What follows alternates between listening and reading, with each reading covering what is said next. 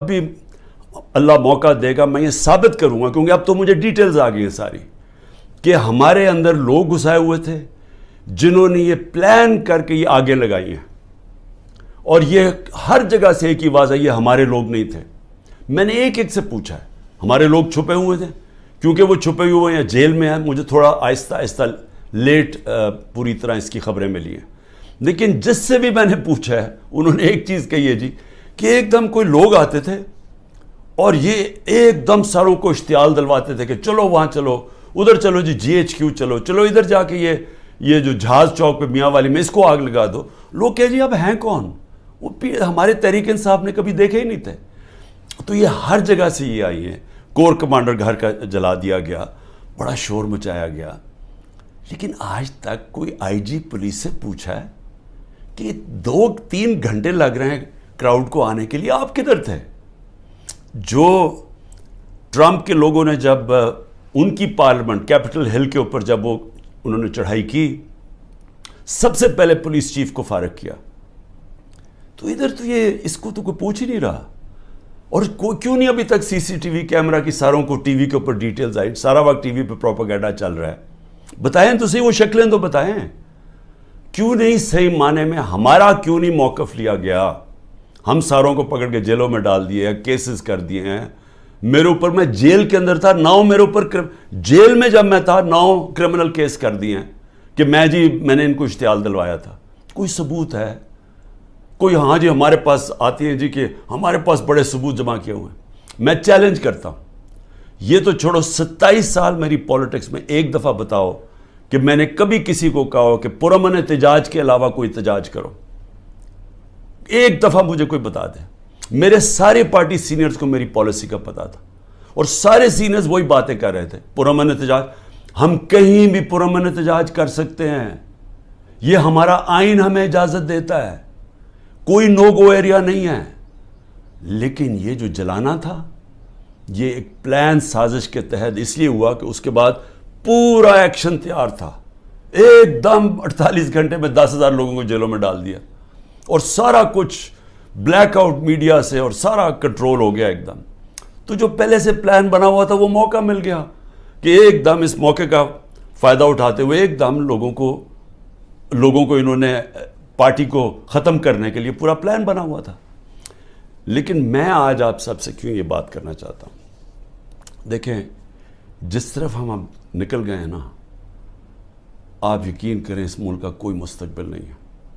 میں اپنے ملک کے لیے اب کہہ رہا ہوں، میں نے بڑی کوشش کی ہے اسٹیبلشمنٹ کو اور آرمی چیف کو پیغام دینے کے لیے، لیکن وہ شاید یہ سمجھتے ہوں کہ میں کوئی کمزور ہو گیا ہوں، میں کوئی گھبرا گیا ہوں، یا میرے کیونکہ لوگ نہیں ہیں میرے یہ سارے اندر، مجھے اکیلا کیا ہوا ہے، تو شاید میں اس لیے کہہ رہا ہوں۔ میں آپ سے نہیں، جب سے میں حکومت سے گیا ہوں تب سے میں لگا ہوں کہنے کہ ہمارے ساتھ بات چیت کرو۔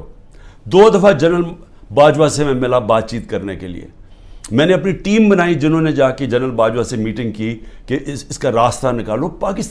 میں پاکستان کی بات کر رہا تھا کہ ملک کے لیے کیا بہتری ہے، تو کوئی یہ نہ سمجھے کہ میں کمزوری میں بات کر رہا ہوں۔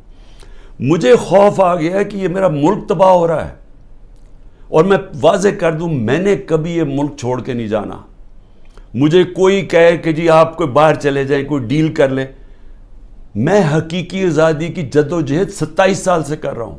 میں ڈیلز کرنے کے لیے نہیں کر رہا کہ جی اگر یہ کریں تو ہم آپ کو آگے وزیر اعظم بنا دیں گے، یہ کر دیں گے۔ میں یہ وزیر اعظم کے لیے نہیں کر رہا، میں ایک اپنے ملک کے اور اپنے ملک کے بچوں کے مستقبل کے لیے کر رہا ہوں۔ میں باتیں بھی آپ کے لیے اس لیے کہتا ہوں کہ ڈائیلاگ کرو، کیونکہ جس طرف یہ نکل گئے ہیں یہاں تو آگے اندھیرا ہے۔ میڈیا کا منہ بند کر دیا۔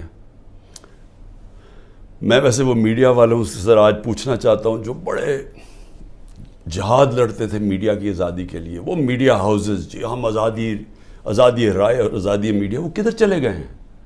چپ کر کے دم دبا کے سر بیٹھ گئے ہیں کہ سارا اس وقت عمران خان کا نام نہیں آنا چاہیے میڈیا کے اوپر، وہ پتہ نہیں کتنا خطرناک دہشت گرد ہے۔ اس کے بعد جو جوڈیشری کے اوپر پریشر ڈالا ہے، جس طرح کی دھمکیاں ججز کو دی جا رہی ہیں، ہمیں فرسٹ ہینڈ پتہ ہے کہ ججز سے کیا کیا جا رہا ہے۔ جو جج لائن میں نہیں اس کے اوپر میڈیا اس کی ٹرائل شروع کر دیتے ہیں، اس کے اوپر ہر قسم کرپشن کیسز، ہر چیزیں اٹھاتے ہیں. ان کے ایک اب میں بتاؤں سینئر سپریم کورٹ کے جج کے ان کے لوگ اٹھا کے لے گئے, ان کے نوکر کو اٹھا کے لے گئے. تو ان کے اوپر بھی پریشر ڈالا ہوا ہے کسی طرح ان کا منہ بند ہو جائے. ہر قسم کا پریشر ڈالا ہے کہ وہ بھی لائن میں آ جائیں کہ یہ اس ملک کے اندر مکمل طور پہ آمریت قائم ہو جائے, کسی کی جرت نہ ہو. خوف کی فضا اتنی ہے, سب ڈرے ہوئے لوگ کہ جی اب پتہ نہیں کس کا گھر رات کو توڑا جائے گا, گھس جائیں گے اندر پولیس. اچھا پولیس بھی عام سادہ کپڑوں میں آتے ہیں, شلوار قمیض میں آتے ہیں, بندوقیں پکڑ کے اندر گھس جاتے ہیں, چیزیں توڑ کے چلے جاتے ہیں, لوٹ کے چلے جاتے ہیں. پولیس لوٹ رہی ہے. پولیس کو سوچے کیا حال کر رہے ہیں کہ آپ یہ پولیس سے جو یہ کام کروا رہے ہیں, کیا پولیس اپنے یہ کام نہیں کرے گی؟ اور کیا اس سے یہ واضح ہوتا ہے کہ کیا عام غریب آدمی اس کے گھروں میں تو یہ عام ہوتا ہوگا.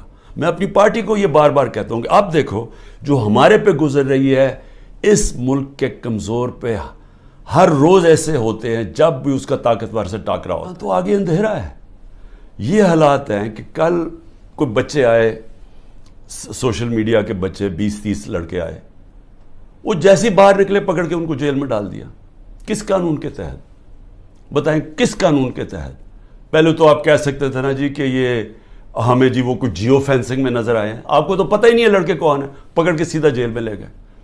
میرے وکیل عزیر بھنڈاری جو کہ سینئر ایڈوکیٹ ہیں سپریم کورٹ کے, ان سے میں نے ملٹری کورٹس کے اوپر میٹنگ کی کہ یہ ملٹری کورٹس کو میں چیلنج کرنا چاہیے کہ بالکل دنیا میں مذاق اڑا ہے پاکستان کا, کبھی جمہوریت کے اندر بھی ملٹری کورٹ آئے ہیں. اور وہ یہاں سے باہر نکلے, اس کو اٹھا کے لے گئے, اس کو اور اس کو ڈرائیور کو. یہ کس قانون کے تحت؟ یعنی یہاں تو قانون کی دھجیاں اڑا دی. یہاں تو بلکہ بنانا ریپبلک سے بھی بچے. انٹیریئر سندھ میں کیا ہو رہا ہے, جو یہ زرداری کرتا ہے لوگوں سے, تو یہی تو کرتا ہے وہ ان سے, لوگوں کو غلام بنانے کے لیے. یہی تو دہشت گردی ہے. FIR کٹوا دی, مارے پڑوا دی, اغوا کر دیا, مروا دیا. تو یہ تو وہ بھی کرتا ہے. یہاں بھی ایک وہی فضا بنائی ہوئی ہے کہ جی کسی ٹائم کے کسی گھر پہ آ جائیں گے, عورتوں کی ناپرواہ ہے, چادر اور چار دیواری کی بے حرمتی کی جا رہی ہے. یہ شرم کی بات ہے کہ ہمارے وہ سینئر جرنلسٹ جن کی کریڈیبلٹی ہے, دنیا عزت کرتی ہے, قوم ان کو مانتی ہے, وہ ملک سے 4-5 ملک سے باہر بھاگ گئے, ان کو باہر بھگوا دیے. ارشد شریف کے ساتھ جو انہوں نے کیا, جتنا شاید ہی اس ملک میں ایسا دلیر اور ایک محب وطن صحافی تھا, ایک انویسٹیگیٹر جو محنت کرتا تھا, اس سے جو کیا کیا گیا. عمران ریاض یوٹیوب میں سب سے بڑی فالوئنگ جس کی ہے, اس کا مطلب کہ قوم اس کو سنتی تھی, قوم مانتی تھی اس کی بات میں. وہ ابھی تک مہینے سے اوپر ہو گیا ہے, اس کے بیوی بچوں کی کوئی فکر ہے کہ ان کے اوپر کیا گزر رہی ہے, غائب ہوا ہے. اور ہماری پولیس کیا کر رہی ہے, آپ کا جی جیو فینسنگ میں نام آ گیا, ذرا ادھر آئے نا, آپ جیل میں جائیں گے. اچھا وہ آگے سے اچھا جی 15 لاکھ روپے نکالو. 15 لاکھ سے شروع ہوتے ہیں, کوئی 10 لاکھ پہ یہ بات مان لیتے ہیں. یہ پیسے بنا رہے ہیں آپ. جب آپ نے ملک میں جنگل کا قانون لیا ہے تو جو طاقتور ہے وہ ہر قسم کا کمزور پہ ظلم کر رہا ہے, کیونکہ آپ نے دروازے کھول دیے, موقع دے دیے سب کو, صرف اور صرف خوف پھیلانے کے لیے. اور مقصد کیا ہے کہ کسی طرح عمران خان کے اوپر کانٹا ڈالا ہوا ہے, اب اس نے نہیں آنا. اور اگر تحریک انصاف بھی آئے گی تو وہ سکڑ کے ایک چھوٹی سی جماعت لے کے آنی ہے, تاکہ اس ملک میں وہ کھچڑی پکی رہے اور جناب اسٹیبلشمنٹ. دیکھیں میں صرف ایک تاریخ کا اسٹوڈنٹ ہوتے ہوئے, میں نے اپنی یونیورسٹی میں بھی یہی پڑھا تھا, میں صرف آپ کو, اپنی قوم کو, آپ کو یہ مثال دینا چاہتا ہوں کہ جدھر یہ ہم اب پہنچ گئے ہیں اور آگے لے کے جا رہے ہیں, ان ملکوں کا حال کیا ہوتا ہے. یہی حال جب دوسری جنگ عظیم کے بعد یورپ آدھا آزاد ہو گیا, یعنی جمہوریت آ گئی, وہاں آدھے یورپ کے اندر اسی طرح کے حالات, آمریت آ گئی, میڈیا کے اوپر کنٹرول, لوگوں کی زندگی پہ کنٹرول, اس طرح پھر رہے تھے, جاسوس پھر رہے تھے ساری جگہ. کوئی بات کرتا تھا اس کو پکڑ کے جیل میں ڈال دیتے تھے, لوگ غائب ہو جاتے تھے گھروں سے. یہی حالات سوویت یونین کا جو حصہ بنے ایسٹرن یورپ میں آ گئے، اور جو ویسٹرن یورپ تھا وہ آزاد ہو گیا، وہاں جمہوریت آ گئی۔ 50 سال کے بعد ایسٹرن یورپ پیچھے رہ گیا اور ویسٹرن یورپ خوشحال ہو کے آگے بڑھ گیا۔ ایسٹ جرمنی ویسٹ جرمنی ایک ہی لوگ ہیں، جرمن ایک ہی لوگ ہیں۔ ایسٹ جرمنی میں آ گئے اسی طرح کے حالات، آمریت آ گئی، ویسٹ جرمنی آزاد ہو گیا، ویسٹ جرمنی آسمانوں پہ چلا گیا، ایسٹ جرمنی پیچھے رہ گیا۔ اسپین کے اندر ڈکٹیٹرشپ آ گئی، وہاں یہی حالات تھے جو آج ہمارے سے ہو رہا ہے۔ اسپین میں یہ 30 سال کے لیے فرینکو بیٹھ گیا ایک ڈکٹیٹر، سارا ویسٹرن یورپ آگے نکل گیا، اسپین پیچھے رہ گیا۔ سب سے کم خوشحالی اسپین میں تھی۔ ساؤتھ کوریا نارتھ کوریا ایک ہی لوگ ہیں، کورینز۔ نارتھ کوریا کے اندر ڈکٹیٹرشپ آ گئی، ساؤتھ کوریا کے اندر جمہوریت آ گئی۔ آج ساؤتھ کوریا آسمانوں پہ ہے، نارتھ کوریا میں لوگ بھوکے مر رہے ہیں۔ ابھی BBC کی ڈاکیومنٹری آئی ہے کہ لوگ بھوکے مر رہے ہیں نارتھ کوریا میں۔ ایک ہمیں پتہ ہے، ہمیں جب ایک چیز کی سمجھ ہے کہ آزاد انسان ہی اوپر جاتے ہیں، ان کی پرواز اوپر ہوتی ہے۔ جب قرآن کے اندر فرعون کو، اس کے تکبر کو، اس کے خلاف اللہ جب اس کے اوپر جب تبصرے ہوتے ہیں قرآن میں، تو کیا ہوتا ہے کہ فرعون انسانوں کو غلام بنا رہا تھا، اور لا الہ الا اللہ انسان کو انسان کی غلامی سے آزاد کرتا ہے۔ تو جو انسانوں کو غلام بناتا ہے، اللہ نے اس کو جو فرعون کی مثال بتائی ہوئی ہے۔ نبی صلی اللہ علیہ وسلم نے مدینہ کی ریاست میں انسانوں کو آزاد کیا تھا لا الہ الا اللہ سے، اور عدل اور انصاف سے، حقوق دے کے۔ ہر انسان کے حقوق تھے، عورتوں کے حقوق دیے گئے، غلاموں کے حقوق دیے گئے، اقلیتیں برابر کے شہری بن گئے۔ حضرت علی رضی اللہ تعالیٰ کیس ہار جاتے ہیں یہودی شہری سے جب وہ خلیفہ وقت ہوتے ہیں۔ اس طرح کا انصاف تھا۔